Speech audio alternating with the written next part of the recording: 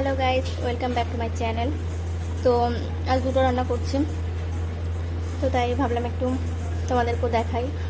তো এখন বানাবো মানে বানাবে মা, যেহেতু তোমরা আমার ভিডিও দেখেই বুঝতে পারছো আমার প্রচণ্ড শরীরটা খারাপ, মানে আমি ঠিকঠাক দাঁড়াতেও পারছি না। তো পোস্ত ডাটা পোস্ত করবে, ডাটা পোস্ত করবে। তো দেখো কীভাবে ডাটা পোস্ত করে, লাইক কমেন্ট শেয়ার করে দিও। আর কি বলবো, আর তোমরা সবাই কেমন আছো দেখতেই পাচ্ছ। কি বলে, আমি সেরকম ভালো নেই, আশা করছি তোমরা ভালো আছো। তো চলো তোমাদেরকে দেখাই, ঠিক আছে। তো দেখো সজনে ডাটা, সজনে কি লাজনে ঠিকঠাক আমার জানা নেই, যেহেতু আমার শাশুড়ি পাঠিয়েছে।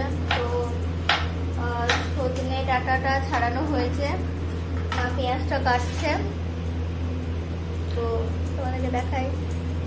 সজনে ডাটা লাগছে, আর তোমার পেঁয়াজ লাগছে, আর পোস্ত বাটা লাগছে, ব্যাস। এবার দেখো মা কড়াইয়ে তেল দিয়ে দিচ্ছে, সর্ষের তেল। তোমরা সর্ষের তেল, সাদা তেল যে কোনো জিনিস ইউজ করতে পারো, কোনো প্রবলেম নেই। একটা শুকনো লঙ্কা আর একটু ফোড়ন দিচ্ছে, পাঁচফোড়ন ভাজা হবে। পাঁচফোড়নটা একটু ভাজা হবে, এরপরে পেঁয়াজটা দিচ্ছি। পেঁয়াজটা অর্ধেকটা ভাজা হবে, একটু কি হবে, তারপরে ডাটাটা দেবো।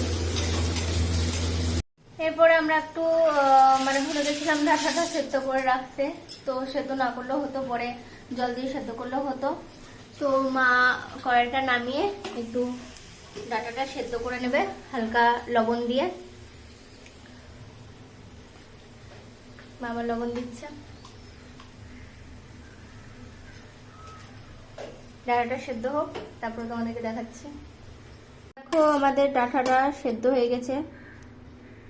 এবার আবার পুনরায় আমাদের এটা একটু ভাজবো, মানে এটা বলতে পেঁয়াজ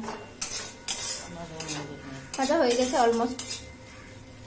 এবার আমরা ডাটা দিয়ে দেবো, যেহেতু পেঁয়াজটা ভাজা ভাজা হয়েছে।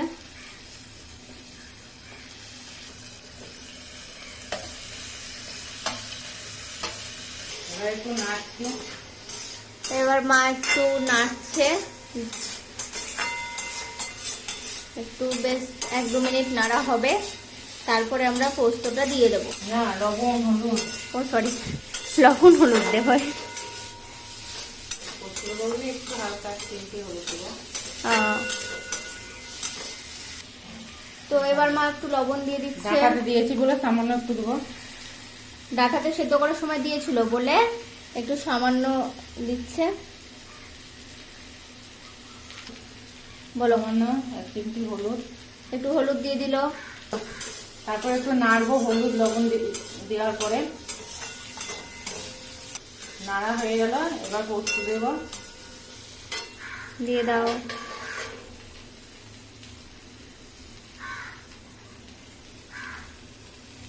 অনেকটা পোস্ত আছে, অর্ধেকটা দেবো। পোস্ত দিয়ে একটু নাড়বো।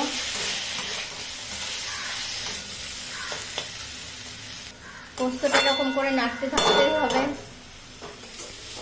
ডাটাটা এবার হয়ে গেছে, একটু পোড়া পোড়া লাল লাল হয়ে গেছে, ঝরঝরে নিয়ে এরকম ভাবে হবে, একটু মানে ঝোল ঝোল থাকবে না, ভাজা ভাজা হবে, তবে কাঁচা পোস্ত দিতেই হবে, টেস্টটা ভালো লাগবে। এবার হয়ে গেছে, নামিয়ে নেব। এবার কাঁচা পোস্ত হয়ে গেছে, এবার নামিয়ে নেব। বেশ সুন্দর, আমি একটু খেয়ে নেব ভাজার পরে। আমাকে টেস্ট করতে দিয়েছে, একটু টেস্ট করব। আর মার ডাটা পোস্ত হয়ে গেছে। এবার আমি ভিডিওটা এখানেই শেষ করলাম। তোমরা বাড়িতে ট্রাই করো এবং আমাকে বলো যে কেমন লাগছে।